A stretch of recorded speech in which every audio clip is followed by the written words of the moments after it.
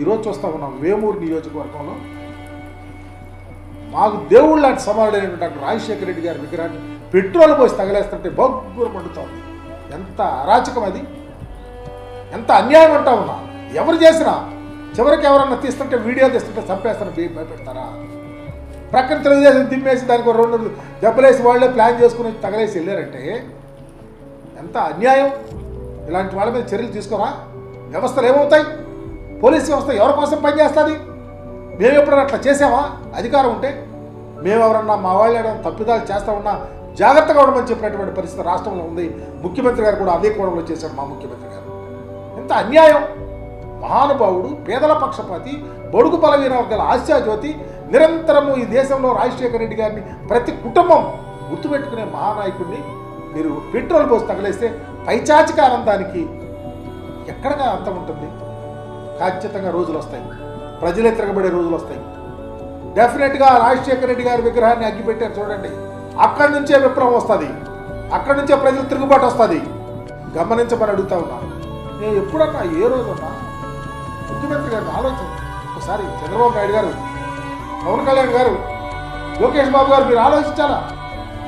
ఏ విగ్రహాన్ని అయినా ఎన్టీ రామారావు గారి విగ్రహాన్ని మేము ఈరోజు కనిపిస్తే దండలేస్తాం, కమ్యూనిస్ట్ పార్టీ వాళ్ళ విగ్రహాలు దండలేస్తాం, రాజశేఖర రెడ్డి గారి విగ్రహాన్ని దండలేస్తాం, అంబేద్కర్ గారి విగ్రహాన్ని దండలేస్తాం, పూజిస్తాం, దండం పెట్టి.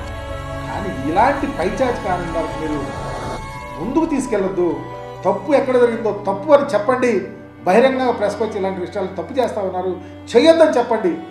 గొడవలు లేకుండా చక్కని పరిపాలన చేయండి. తప్పకుండా ప్రజలు మీకు మ్యాండేట్ ఇచ్చారు కాబట్టి మీరు ముఖ్యమంత్రి అయ్యారు, అలా పని చేయాలి. కానీ మీరు ఈ విధంగా విగ్రహాలు, దాడులో, ఇష్టం వచ్చిన కేసులో, వ్యవస్థను నీరుగార్చడమో, పోలీసు వ్యవస్థ చూసి గొడవ పడతా ఉంటే వదిలేసే తీరు చాలా బాధేస్తుంది. ఎట్టెళ్తుంది ప్రజాస్వామ్య వ్యవస్థ? అవకాశం ఎంతకాలం ఉంటుంది? మళ్ళీ ఎన్నికలు రావా? వస్తాయిగా. తప్పకుండా ప్రాయచిత్తం అనుభవించాల్సింది. మహనీయుని విగ్రహం మీద ఎవరు అఘాయిత్యానికి పాల్పడ్డారో కఠినంగా వెంటనే ఎంక్వైరీ చేసి కేసు ఆల్రెడీ మా వాళ్ళు పెడతా ఉన్నారు, దాన్ని పరిగణలోకి తీసుకోండి. వారిని ఖచ్చితంగా వాళ్ళ శిక్ష పడే విధంగా అరెస్ట్ చేసి శిక్ష పడే విధంగా ఇస్తే ఎక్కడా పునరావృతం అవుతుంది. ఏ విగ్రహాన్ని కూడా మేమంటుంది మా దేవుడి విగ్రహమే కాదు, రాజశేఖర్ గారి విగ్రహం, ఏ విగ్రహానికి అలా జరగకూడదు. అలాంటి ఆపాలని నిజంగా నేను చాలా బాధపడుతూ ఇలాంటి కార్యక్రమాలని అరికట్టాలని తెలియపరుస్తూ సలహా తీసుకుంటాను.